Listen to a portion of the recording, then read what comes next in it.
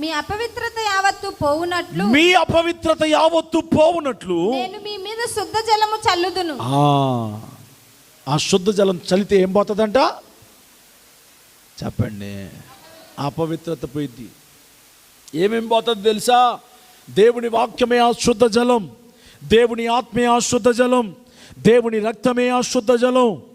ఆ శుద్ధ జలం నీ మీదకు వస్తే, ఆ శుద్ధ జలం నీ మీద పడితే కామ కోరికలు లయమైపోతాయి, పాపపు ఇష్టమైన ఆలోచనలు లయమైపోతాయి, వ్యతిరేకమైన స్వభావాలు లయమైపోతాయి. నా దేవుడు నిన్ను పరిశుద్ధపరుస్తాడు.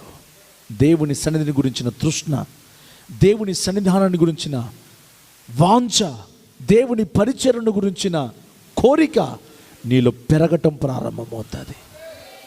ఆమేన్ అని చెప్పండి. ఇప్పుడు